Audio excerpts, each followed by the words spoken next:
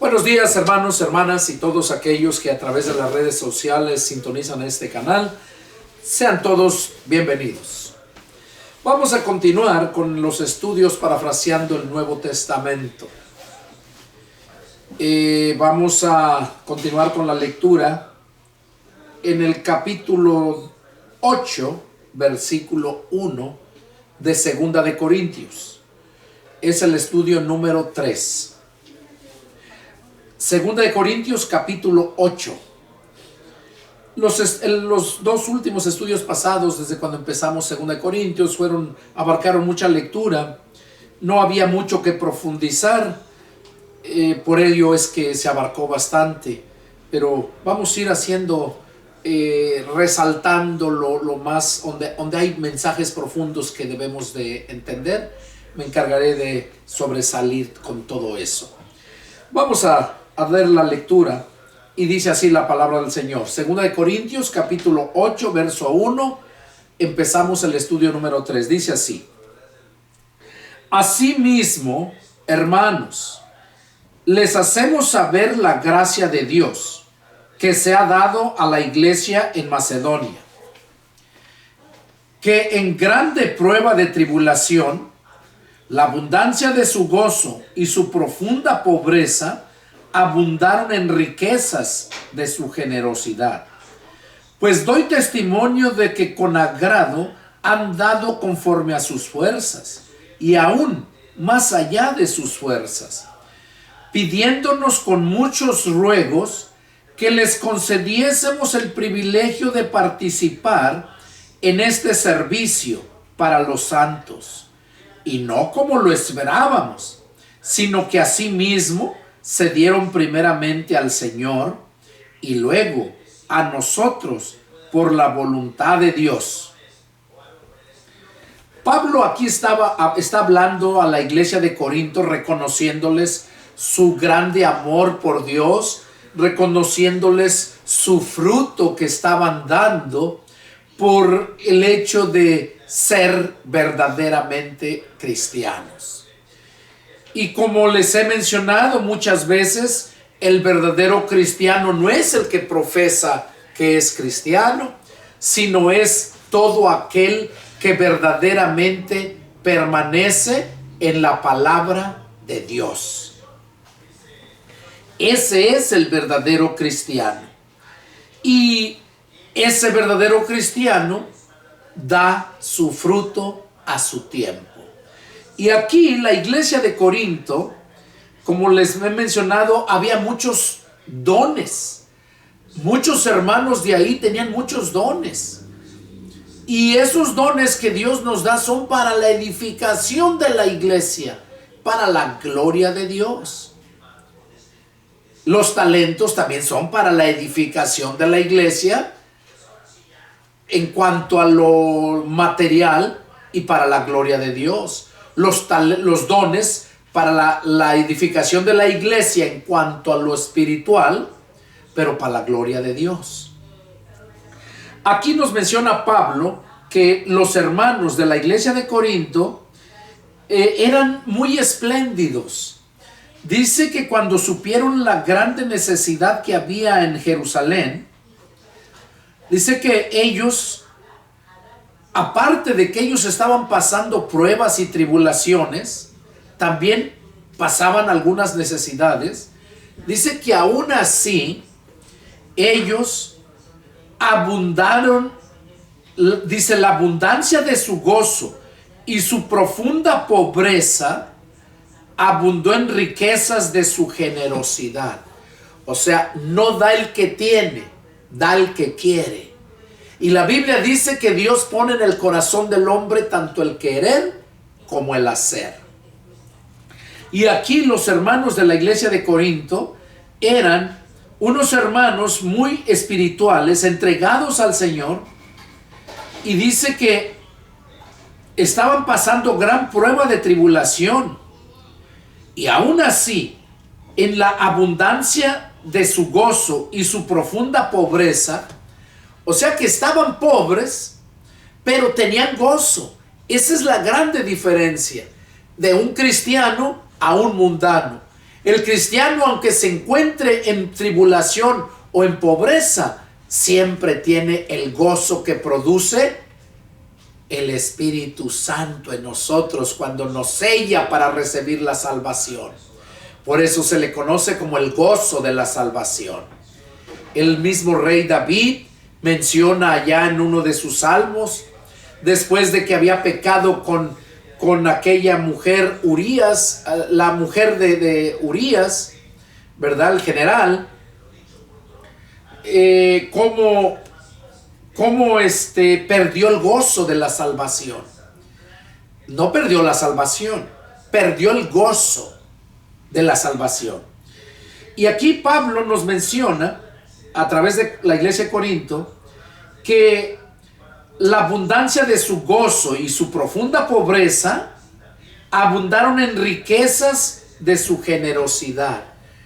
Dice que fueron aún así en su pobreza, con gozo dieron, fueron generosos para ayudar a los hermanos de la iglesia de Jerusalén. Y dice en el verso 3, pues doy testimonio, o sea, él era testigo, de que con agrado han dado conforme a sus fuerzas. O sea, de que con agrado, no por necesidad ni con tristeza. Dice, con agrado han dado conforme a sus fuerzas y aún más allá de sus fuerzas. O sea, aún más allá, siendo pobres, ayudaron en su pobreza a aquellos que estaban más pobres que ellos.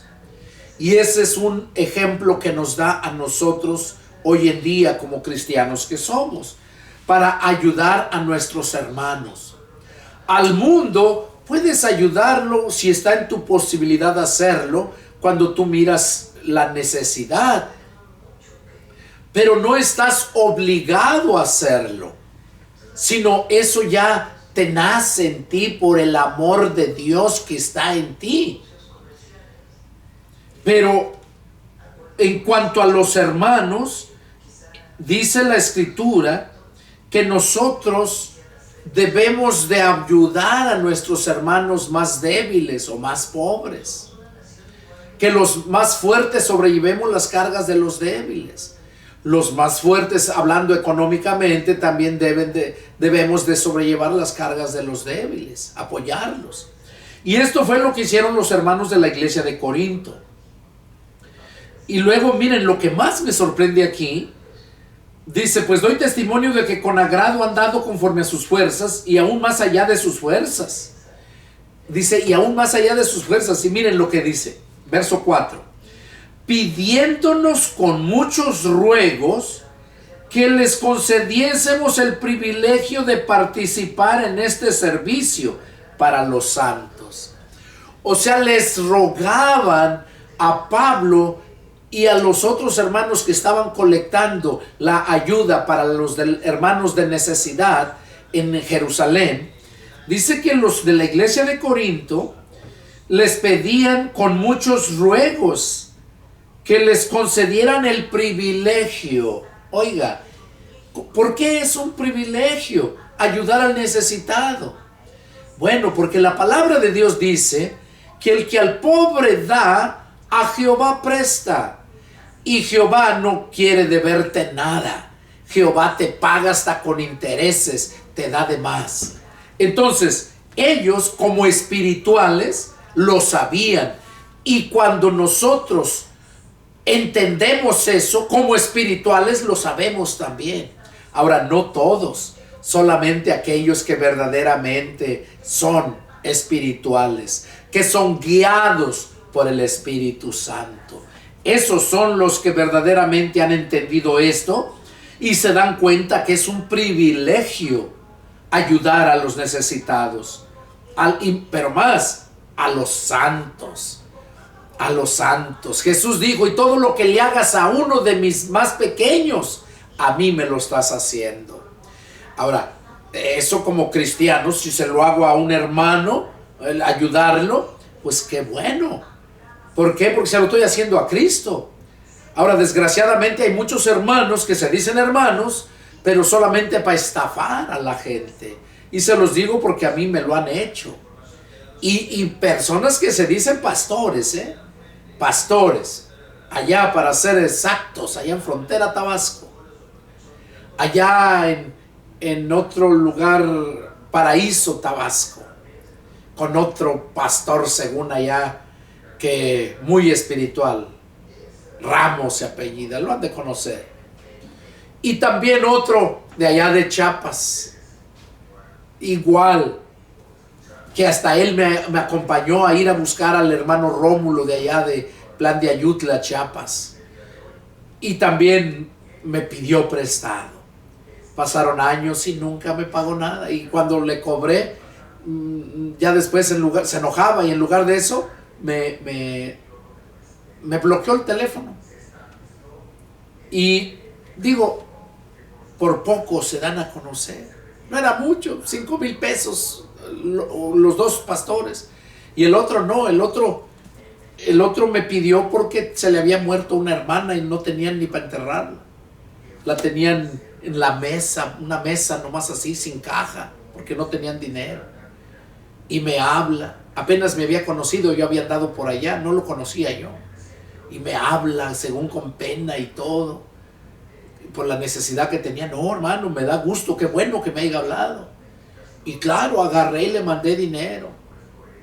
Le mandé lo suficiente para que la enterraran, en dólares. Y ya después me dice mi esposa, le hubieras mandado más, a lo mejor les necesitan más. Le dije, mañana le hablo para ver si no les alcanzó, o si necesitan más, les mando más.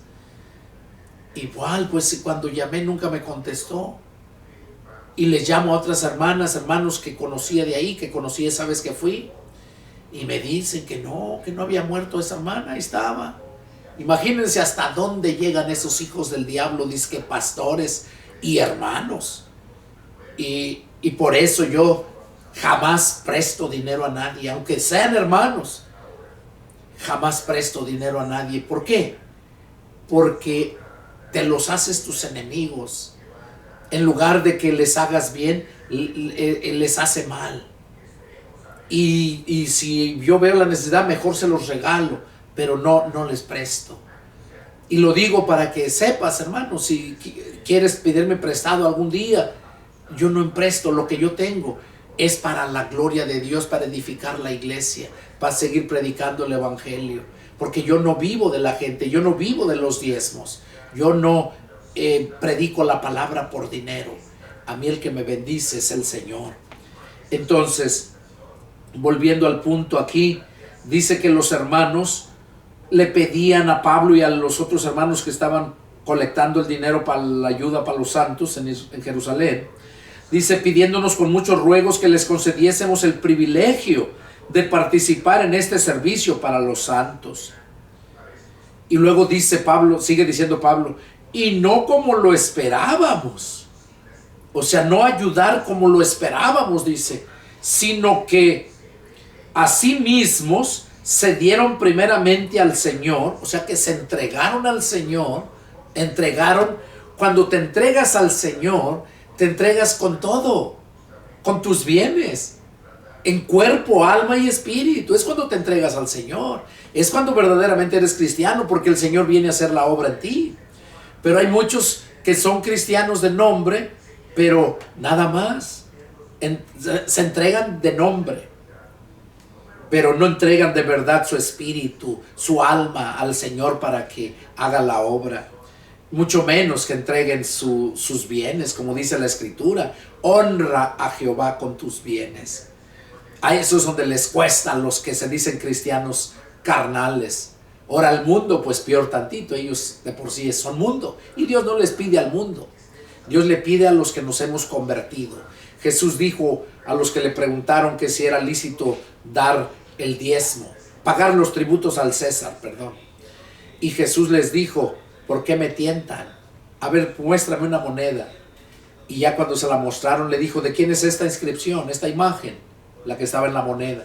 Y le dijeron, del César. Y se la regresa. Pues ve y dale al César lo que es del César y a Dios lo que es de Dios. Cuando tú escudriñas la Escritura, te das cuenta donde el Padre le dijo a Moisés allá en la ley que de todo lo que Él te da, el 10%, el diezmo, dice, apartarás para mí, para mi obra. No porque Dios lo necesite, sino nos enseña a cómo edificar en el amor de Dios. Y aquí vemos, les dice a ellos, no como lo esperábamos, sino a sí mismos se dieron primeramente al Señor y luego a nosotros por la voluntad de Dios. Luego se dieron a nosotros.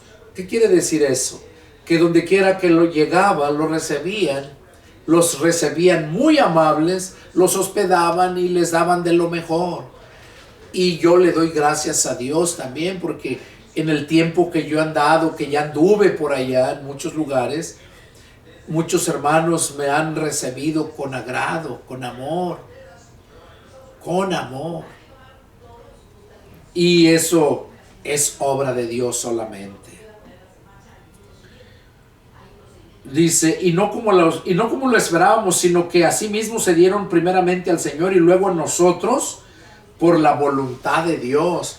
Porque ellos entendieron que esa es la voluntad de Dios, que seamos hospedadores. Dice la palabra en su contexto, y de la hospitalidad y de la ayuda mutua no se olviden, porque muchos sin saberlo han hospedado ángeles. Y cuando habla de ángeles se refiere a los siervos de Dios que le servimos a Dios como pastores.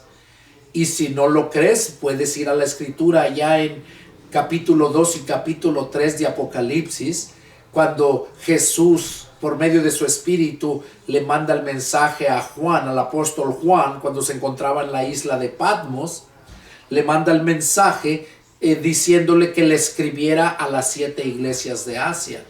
Dice, escribe al ángel de las 7 iglesias, al ángel de las iglesias, dice. Y luego dice, escribe al ángel de la iglesia de Éfeso. Y luego a la de Esmirna. Son 7 iglesias.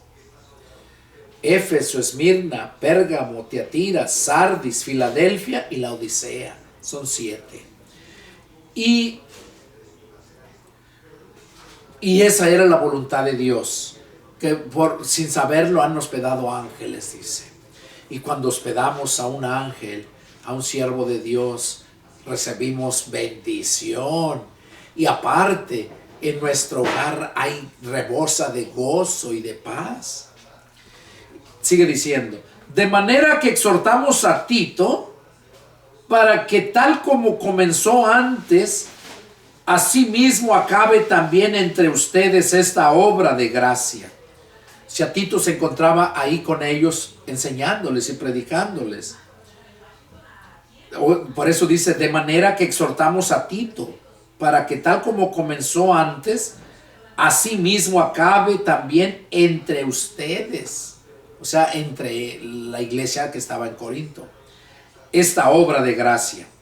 Por tanto, como en todo abundan en fe, en palabra, en ciencia, en toda solicitud y en vuestro amor para con nosotros, abunden también en esta gracia. O sea, Pablo les estaba reconociendo a ellos que ellos abundaban siempre en fe, en palabra, o sea, tenían conocimiento de la palabra. Y claro, al tener el conocimiento de la palabra, el entendimiento de la palabra, vas a tener fe, porque la fe viene por el oír la palabra de Dios. A eso lo dice Romanos 10:17. Y sigue diciendo, dice, en todo abundan en fe, en palabra, en ciencia, en toda solicitud. O sea, en toda solicitud, todo lo que se les pedía que hicieran, lo hacían. Eran obedientes a la palabra. Y dice, en toda solicitud y en vuestro amor para con nosotros. O sea, amaban mucho a los hermanos cuando llegaban a visitarlos, a predicarles. Dice, y en vuestro amor para con nosotros, abunden también en esta gracia. No hablo como quien manda. O sea, no los estoy mandando, dice, sino para poner a prueba, por medio de la diligencia de otros, también la sinceridad del amor vuestro. O sea, para poner a prueba, dice, la sinceridad del amor vuestro, para que todos los demás vieran que verdaderamente ellos amaban a Dios y estaban mostrando por sus acciones que eran sinceros y que de verdad tenían ese amor por Dios primeramente, por Cristo y por los hermanos. Sigue diciendo, verso 9, porque ya conocen la gracia de nuestro Señor Jesucristo. Dice, porque ya conocen la gracia de nuestro Señor Jesucristo, que por amor a ustedes se hizo pobre, siendo rico, para que ustedes con su pobreza fueran enriquecidos. Oiga, qué tremendo esto. Dice, porque ya conocen la gracia de nuestro Señor Jesucristo. O sea, ya conocen el regalo, eso quiere decir gracia. Ya conocen el regalo de nuestro Señor Jesucristo para con ustedes y con todo cristiano, ¿verdad? Dice que por amor a vosotros, o sea, por amor a nosotros, se hizo pobre. O sea, Jesús, por amor a nosotros, se hizo pobre siendo rico. Imagínense, si Jesús es el Rey de Reyes y Señor de Señores, ¿dónde han visto ustedes un rey pobre? Jamás. ¿Cuánto más el Señor que es Rey de Reyes? Pues siendo rico, se hizo pobre para que ustedes, dice, o nosotros, con su pobreza, con la pobreza de Cristo, nosotros fuéramos enriquecidos. Claro. Dice la Escritura que el Señor Jesús se despojó de su poder y su gloria y vino a humillarse, haciéndose hombre. Y humillándose hasta la muerte, y muerte de cruz. ¿Y por qué menciona y muerte de cruz? Porque la persona que era crucificado era porque esa persona era lo más vil, lo más peor. Era cuando les daban la pena de la crucifixión, esa era la condenación. Eso, así era la sentencia de los romanos. Recordemos que era el Imperio Romano el que estaba gobernando en todos esos territorios. El Imperio Romano manipuló todo el mundo por más de 1000 años. Entonces, aquí dice porque ya conocen la gracia, o sea, el regalo de nuestro Señor Jesucristo, que por amor a nosotros se hizo pobre siendo rico, para que por su pobreza nosotros fuéramos enriquecidos. Claro, porque Él dejó su poder y su gloria. ¿Qué es su gloria? Su comodidad, sus lujos, su poder, pues su poder, porque dice que Él fue el que hizo todas las cosas. Lo podemos ver en el Evangelio de San Juan, capítulo 1. Miren, aquí lo vamos a leer. En el Evangelio de San Juan, capítulo 1, dice bien claro, en el principio era el verbo estaba con Dios, el verbo era con Dios y el verbo era Dios. Este era en el principio con Dios, o sea, este estaba en el principio con Dios, o sea, el verbo, que es Cristo.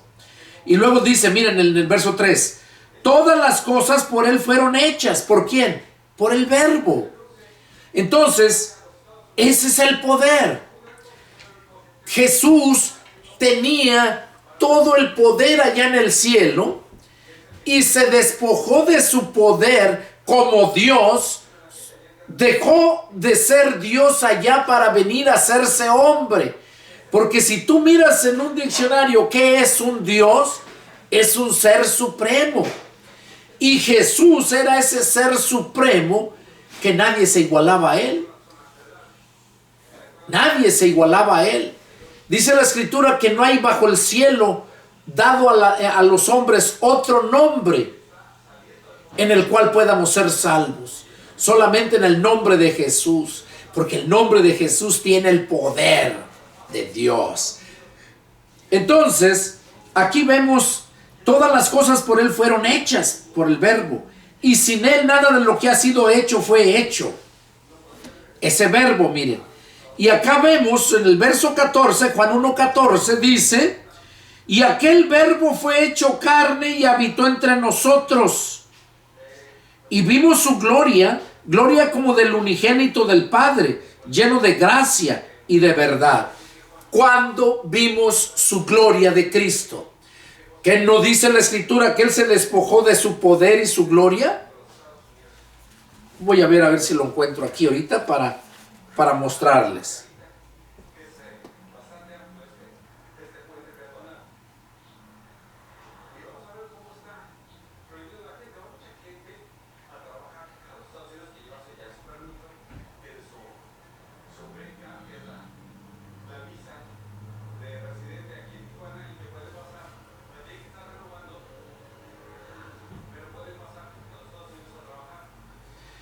En Filipenses capítulo 2 verso 7, vamos a leerlo.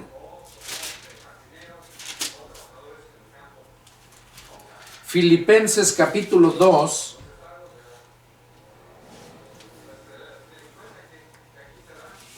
dice, empezando desde el 5: haya pues en ustedes este sentir que hubo también en Cristo Jesús, el cual siendo en forma de Dios, no estimó el ser igual a Dios como cosa que aferrarse. Oiga, le voy a aclarar esto, está muy tremendo. Dice que haya en nosotros este sentir que hubo también en Cristo Jesús. ¿Qué sentir hubo en Cristo Jesús? El amor por nosotros. Por amor se dio en sacrificio por nosotros. Allá en el cielo hubo ese sentir. Y por eso dice aquí que se despojó. Dice, haya pues en ustedes este sentir que hubo también en Cristo Jesús. ¿Cuál sentir? Y aquí lo dice. El cual, o sea, el sentir, siendo en forma de Dios, oiga, el cual, Jesús, siendo en forma de Dios, lo acabamos de leer aquí, Juan 1:14, que el Verbo se hizo carne y habitó entre nosotros. Ahora, el Verbo se hizo carne, se hizo hombre. ¿Y qué está diciendo aquí? El cual, siendo en forma de Dios, Jesús se hizo en forma de Dios. Ahora, ¿cómo fue hecho el hombre? Adán y Eva.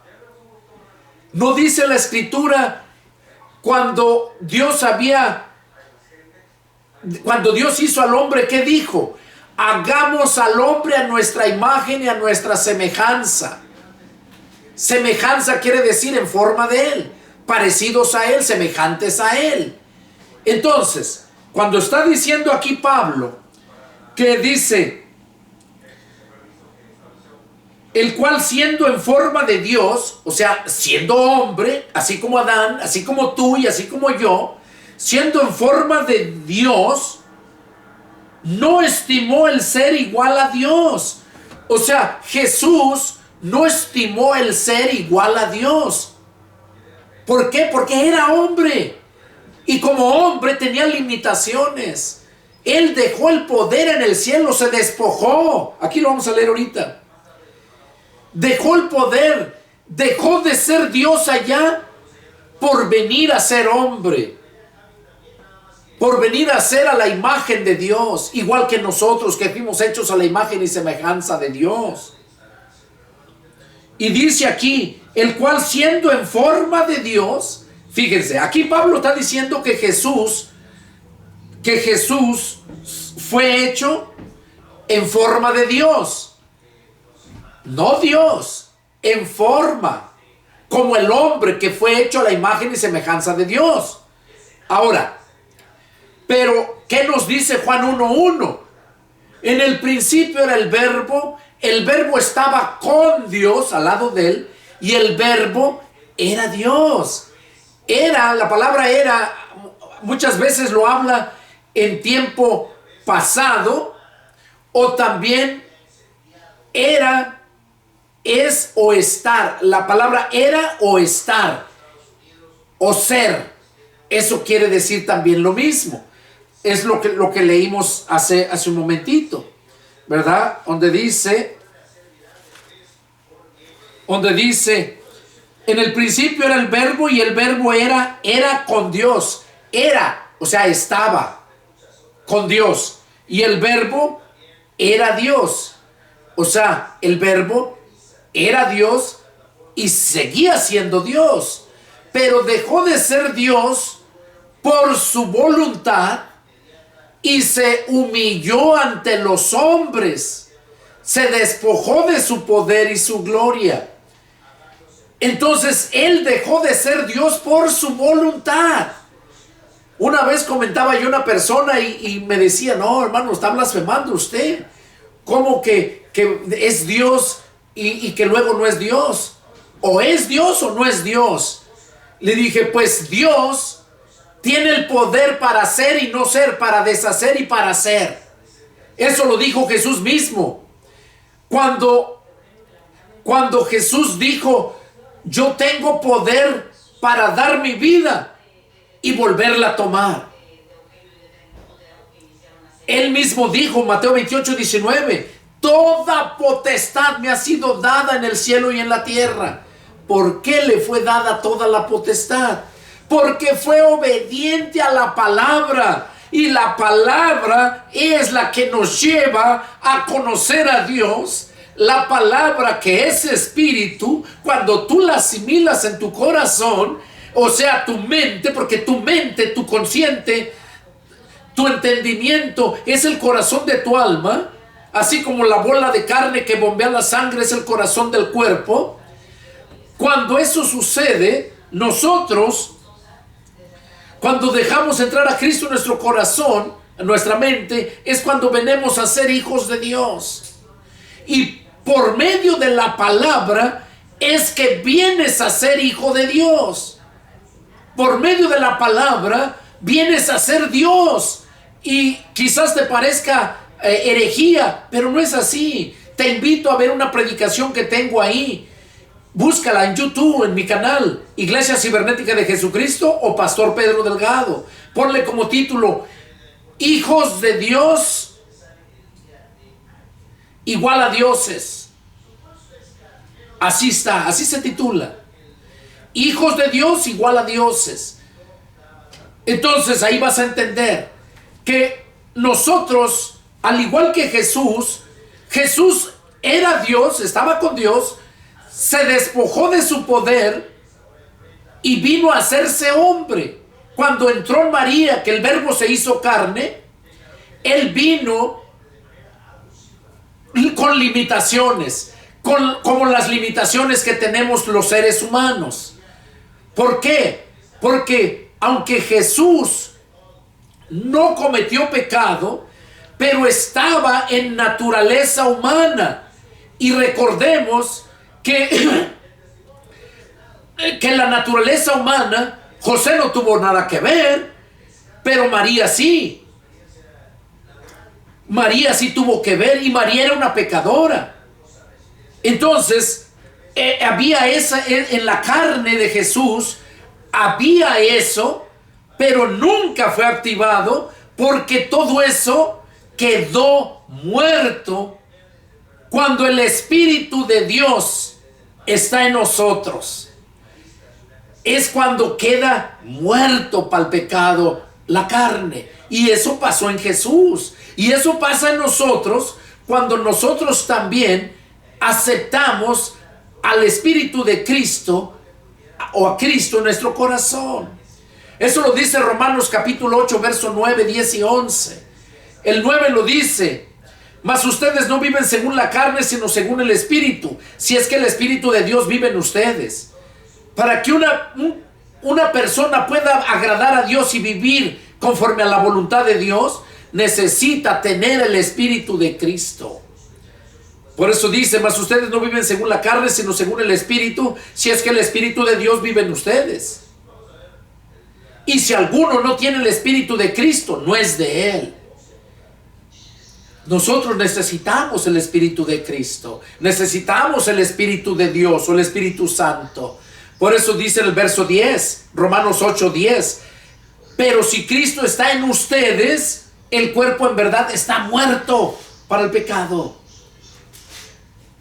No, que no le vas a fallar, le puedes fallar, pero está como muerto para el pecado. Ya no es tu estilo de vida como lo era antes. Y sigue diciendo el verso 11.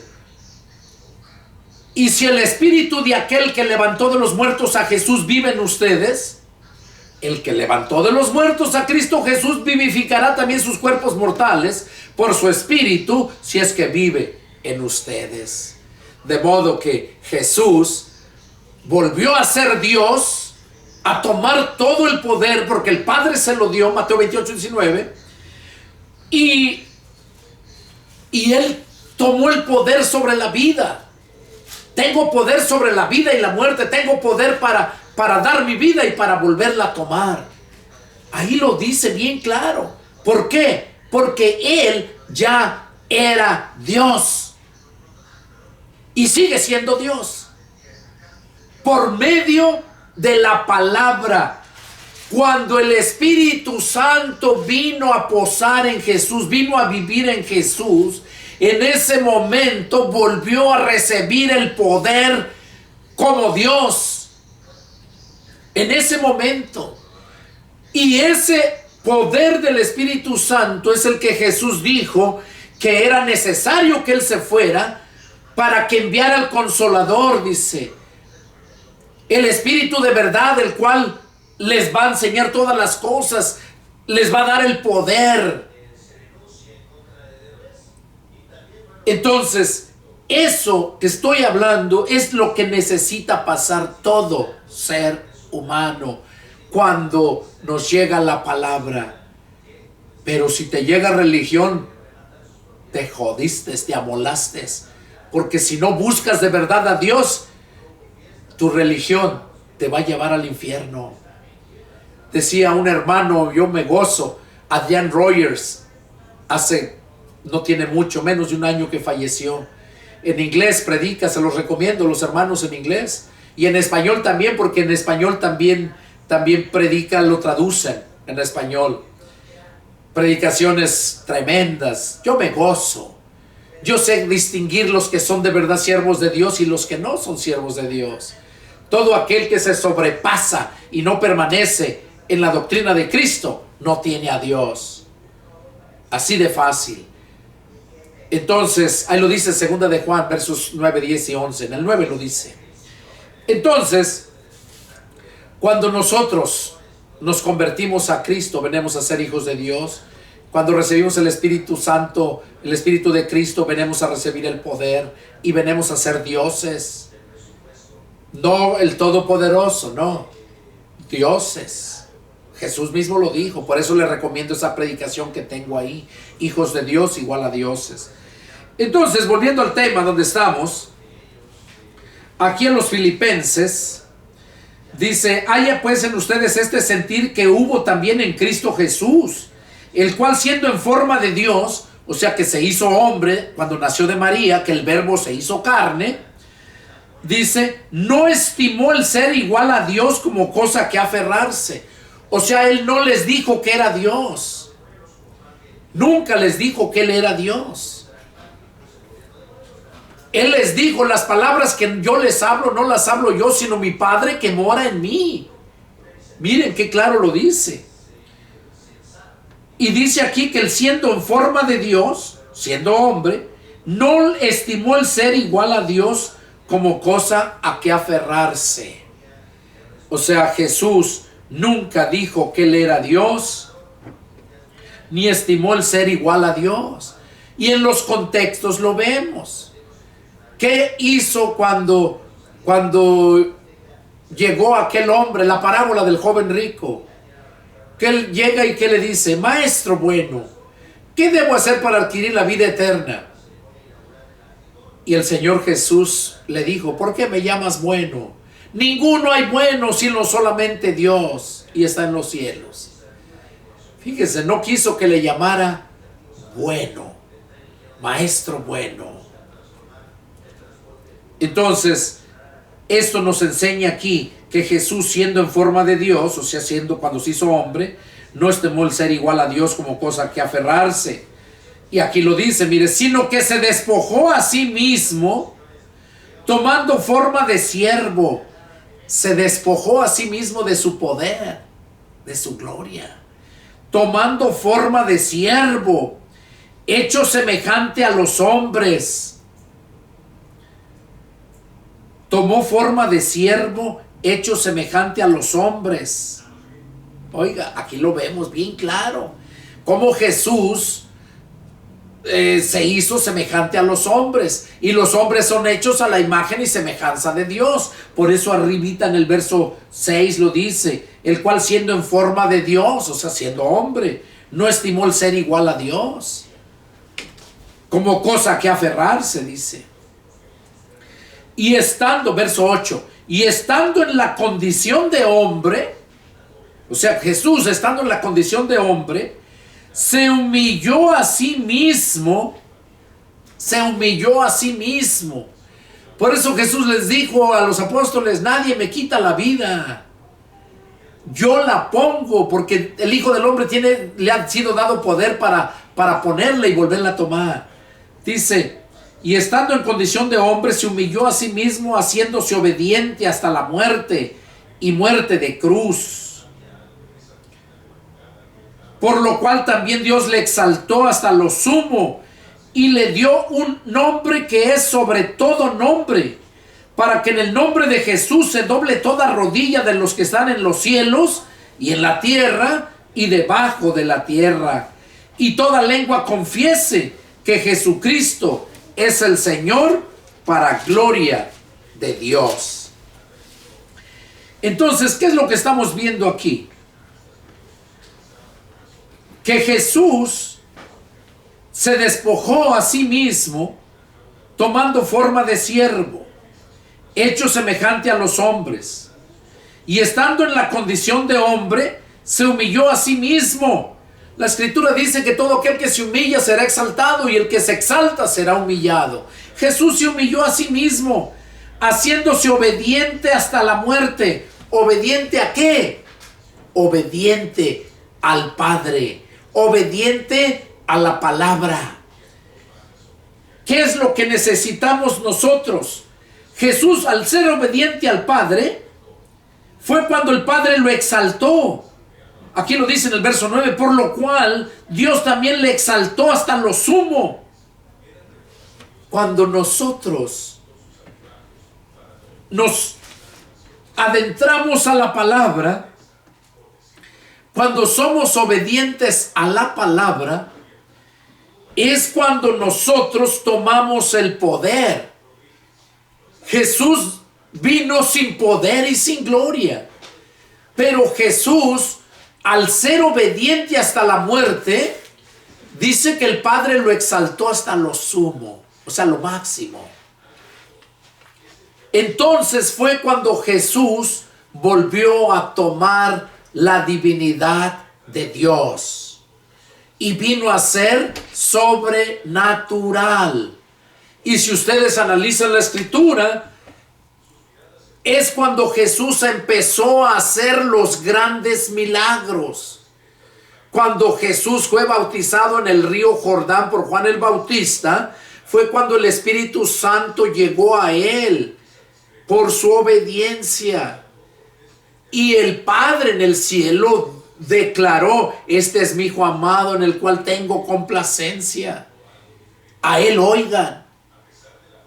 Dios se complació en Jesús su Hijo, y Dios se complace en este momento en lo que Dios puso en mi corazón, que te esté enseñando, que te esté hablando. En eso es complacido Dios. Y dice que por la obediencia al Padre, a la palabra, ¿verdad?, es que Jesús recibió el poder. Y hoy en día, y esto va para toda la gente religiosa, de la religión que seas. Como les decía, el hermano Adrián Rogers decía, si la religión no ha hecho cambios en tu vida, tú cambia de religión. ¿Por qué? Porque la religión no cambia. La religión te atonta, te idiotiza, te esclaviza, porque te pone sus dogmas y no te deja ir más allá. Y eso es lo que dice, esta es la verdad. Aquellos están mal, aquellos otros también están mal. Y no se dan cuenta que todos están mal. Mientras nosotros no vivamos conforme a la obediencia a la palabra, vamos a estar mal. Yo estaba mal, pero cuando tú desconoces, Dios te da por inocente, porque desconoces. Por eso Jesús dijo, si yo no hubiera venido y les hubiera hablado, no tendrían pecado. Pero ahora, porque he venido y les he hablado, no tienen excusa de su pecado. Nosotros no tenemos la culpa de que Adán hubiera pecado y nos hubiera heredado el pecado a nosotros, las consecuencias del pecado. Y por eso vino Cristo, porque como nosotros no tuvimos la culpa del pecado, por eso vino Cristo, para librarnos del pecado. De modo que si a ti ya se te predicó el evangelio y tú no atiendes, te lo predicó una religión, lo creíste, lo aceptaste, pero hasta ahí no seguiste adelante, no perseveraste, déjame decirte que entonces no naciste. Fuiste un feto, fuiste un aborto, no fuiste de verdad un nuevo nacimiento. Porque cuando es de verdad un nuevo nacimiento, ese persevera, porque es de Dios, porque es el Espíritu de Dios en él obrando. Pero la religión no, la religión aborta. La religión, ¿saben lo que hace la religión? Les voy a poner este ejemplo. No sé si conocen a esos animalitos que les nombran hamsters, como ratoncitos que no son ratones, son parecidos, pero que los ponen en una jaula y les ponen una como rueda de la fortuna. Y ellos se suben y van caminando y corren y van duro y duro, pero de ahí no pasan. Para no caerse van corriendo y la rueda sigue girando, pero ellos van corriendo para no caerse. Pero de ahí no pasan. Y así están las religiones. De ahí no pasan. Y aparte, cuando los hámsters, cuando la mamá hámster pare a sus hijos, tiene que separar a la madre de los hijos, porque la madre se los traga. Se traga a los hámsters. Y se los digo porque mi esposa tuvimos en casa hace años. Y eso era lo que pasaba. Nomás desaparecían y ya no los mirabas, pues ya se los había tragado la madre. O luego, si separas la madre y los dejas a ellos, y vuelve a tener la madre más, porque se reproducen mucho. Vuelve a tener la madre más y la separas, pero a esos los pones con los otros. Pues los otros se los tragan a los más pequeños. Y así es la ley de la vida aquí en este mundo. El más fuerte se traga al más débil. Así es en el mar igualmente, la vida marina. Los animales, los más fuertes se tragan a los más débiles, los más grandes a los más pequeños. Pero en cambio en lo espiritual no es así. Es muy diferente. Entonces, todo esto que estamos viendo, qué estudio tan precioso. Muy diferente a los estudios el 1 y el 2 que tuvimos. Entonces ya vimos aquí, ¿verdad?, lo que está diciendo respecto a Cristo.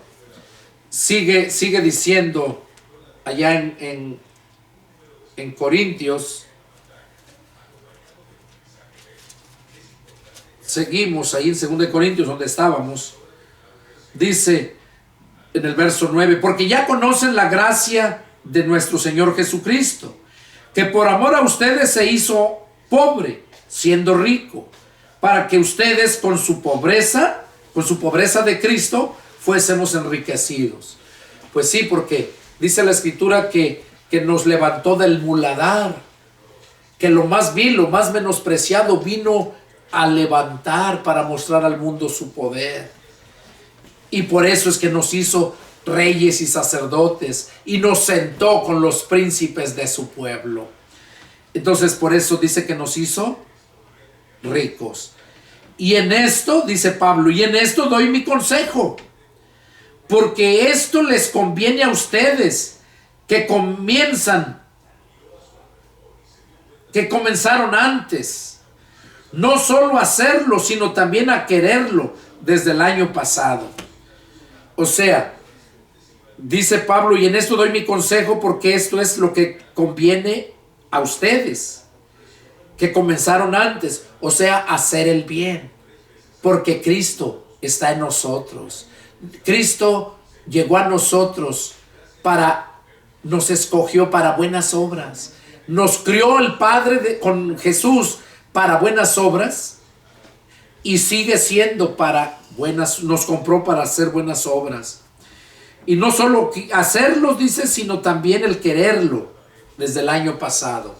Porque hay muchos que no, pues yo quiero hacer esto, quiero hacer otro, pero no lo hacen. No lo hacen. Entonces es importante, así como los de la iglesia de Corinto,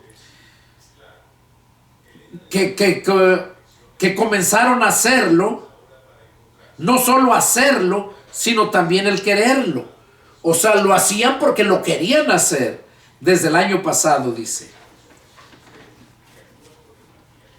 Ahora pues, lleven también a cabo el hacerlo, para que como estuvieron prontos a querer, así también lo estén en cumplir conforme a lo que tengan. Porque si primero hay la voluntad, porque si primero hay la voluntad dispuesta, será acepta según lo que uno tiene, no según lo que no tiene.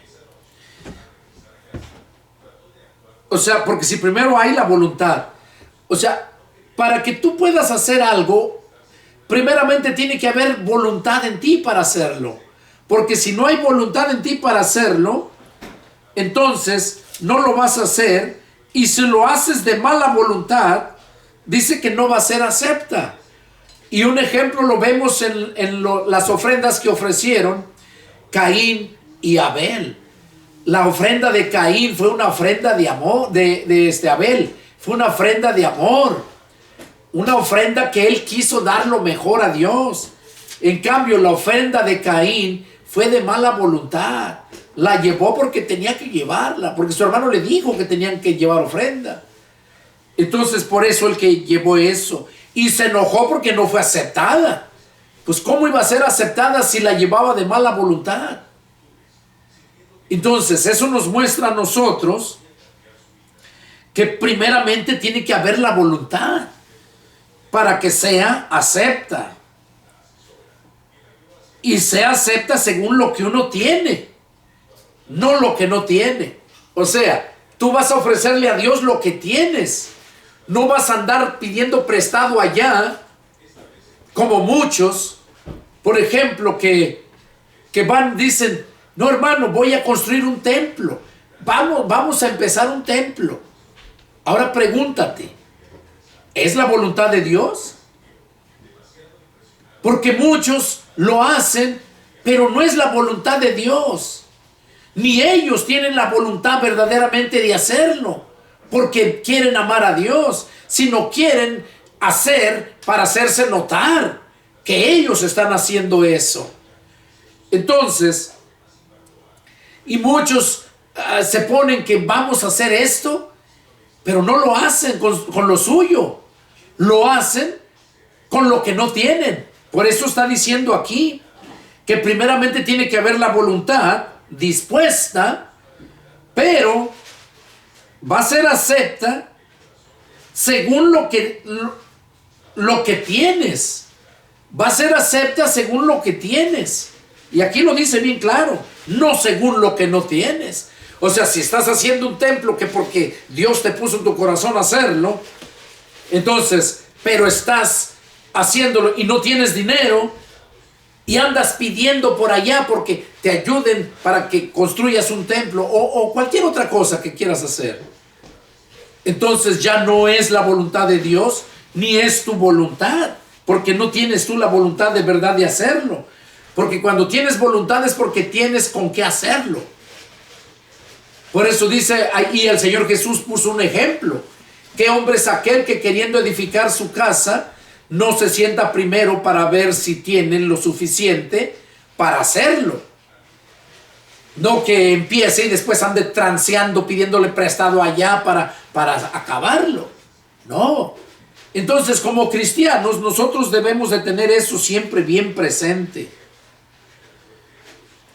Entonces eso es bien importante. Por eso dice Pablo, porque si primero hay la voluntad dispuesta, será acepta, según lo que uno tiene, no según lo que no tiene. Porque no digo esto para que haya para otros holgura y para ustedes estrechez. Oiga, aquí lo está hablando bien claro. Dice, porque no digo esto para que haya para otros holgura y para ustedes estrechez. O sea, ¿qué quiere decir? Que para otros lo hacen para que haya holgura. Holgura quiere decir holgazanería, pues, que no se esfuerzan para hacer nada, pero sí están pide y pide para que haya en otros estrechez. Los que de verdad aman a Dios, ahí están prestos para hacerlo. Y así le pasó a una de mis hijas. Y yo le dije, hija, no dejes que te usen, que te buscan solamente para pedirte dinero, nomás ponen la carita de que son bien buenas gentes. ¿Y qué están haciendo? Si de verdad, si Dios les puso en el corazón que hagan un templo, pues que lo hagan. Y si Dios les puso, Dios les va a proveer. Dios va a poner en el corazón de la persona el hacerlo. No que anden pidiendo. Dios no es un limosnero para que ande pidiendo. Dios solamente dale lo que le pertenece a Él. Y como dice la ofrenda, que no te vas a presentar delante de Él con las manos vacías. Es una ofrenda, lo que tú sientas en tu corazón. Nada más. Pero de ahí para allá, todos somos responsables de lo que Dios nos da para administrarlo. Por eso dice, porque no digo esto para que haya en otros holgura y para ustedes estrechez, sino para que en este tiempo, con igualdad, la abundancia vuestra supla la escasez de ellos. Con igualdad, dice, la abundancia vuestra supla la escasez de ellos. Claro, cuando Dios te bendice en abundancia y miras tú la necesidad, es el Espíritu Santo quien te mueve a hacerlo sin que te lo pidan. Tú sientes la necesidad de hacerlo. Y es lo que está diciendo aquí Pablo. Dice, sino para que en este tiempo con igualdad la abundancia vuestra supla la escasez de ellos, para que también la abundancia de ellos supla la necesidad vuestra, para que haya igualdad. O sea, que nosotros, los que tenemos, ayudemos a los que no tienen, y aquellos que no tienen también sean enriquecidos. Como está escrito, oiga, aquí pone el ejemplo, el que recogió mucho no tuvo más, y el que poco no tuvo menos. O sea que para Dios somos iguales. Pero gracias a Dios que puso en el corazón de Tito la misma solicitud por ustedes, pues a la verdad recibió la exhortación, pero estando también muy solícito por su propia voluntad, partió para ir a ustedes. Y enviamos juntamente con él al hermano, cuya alabanza en el Evangelio se oye por todas las iglesias. O sea, Pablo estaba hablando aquí respecto a estos hermanos, cómo hacían la obra, y que se oía testimonio de ellos en todas las iglesias. Y Tito era uno de ellos. Y luego sigue diciendo, verso 19, y no solo esto, sino que también fue designado por las iglesias como compañero de nuestra peregrinación para llevar este donativo que es administrado por ustedes, por nosotros, para gloria del Señor mismo y para demostrar vuestra buena voluntad, enviando que nadie nos censure en cuanto a esta ofrenda abundante que administramos. O sea, dice que nadie nos censure en cuanto a esta ofrenda abundante que administramos. Sí, porque el diablo siempre va a trabajar, a hacerles ver a otros cosas que no son, a murmurar diciendo, no, pues han de estar usando el dinero, se lo han de estar gastando en ellos, porque así trabaja el diablo, a poner dudas, mentiras. Y sigue diciendo Pablo, dice, procurando hacer las cosas honradamente. O sea, ellos, y eso nos dice también a nosotros, que todo lo que hagamos, lo hagamos honradamente. Y eso va en todos los aspectos. Si yo soy negociante, que sea honradamente en mis negocios. Si soy yo un obrero, un panadero, por decirlo así, también que sea honrado. Si soy carnicero, que sea honrado, que no les dé kilos de 950 gramos, que no les dé carne ya echada a perder para sacar dinero, porque todo eso se mira, no son honrada la gente, y eso es lo que se vive ahorita en estos tiempos. Y cuando venimos a ser cristianos espirituales, cuando nacemos del Espíritu, entonces estamos sobrenaturales. Lo natural ya no nos interesa tanto más que lo suficiente para vivir, pero no para enriquecernos, sino para suplir las necesidades de nosotros y aún de otros, para la gloria de Dios, para la expansión del Evangelio. Entonces es lo que Pablo dice, procurando hacer las cosas honradamente, no solo delante del Señor, sino también delante de los hombres. O sea que eso es lo que es nuestro deber como cristianos, hacer las cosas honradamente. Si estás trabajando en lo que sea, la construcción, por decirlo así, pero compras un material, dices que te vale tanto y compras material más barato para ahorrar dinero, para quedarte con dinero. Y yo los digo porque yo miraba todo eso. Había un tío mío, hermano de mi madre, que hacía mucho eso. Les pedía en abundancia lo que necesitaba para las obras. Era un maestrero, muy bueno por cierto, pero también bueno para transear. Y se escaseaba, compraba menos material, compraba de más barato y tenía problemas. Ya murió, espero que Dios lo haya perdonado. Pero así era como lo hacía. Y así hay muchos que todavía trabajan. Yo tengo un primo que me está trabajando ahí. No es cristiano, pero ya empezó a tener temor a Dios desde cuando empezó a escuchar la palabra a través de mis labios. Me está construyendo allá en Morelos. Y yo le tengo mucha confianza. De hecho, le di la tarjeta del banco. Ya se le venció hace un tiempo. Pero le di la tarjeta del banco para que él fuera sacando lo que necesitara. Porque le tenía confianza y le tengo confianza. Y si llegara a hacer algo que no fuera de acuerdo a la voluntad de Dios, que no fuera de acuerdo a la honradez que debe tener, Dios se lo va a cobrar. Y Dios cobra hasta con intereses y muy caro. Y yo lo he visto en mucha gente. Por eso es que les doy testimonio. Entonces es lo que está diciendo.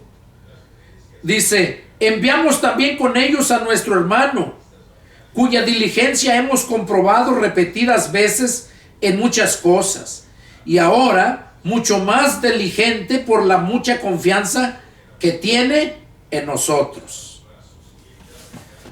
O sea que le tenían mucha confianza a ellos. Bueno, hermanos, este fue el estudio número 3.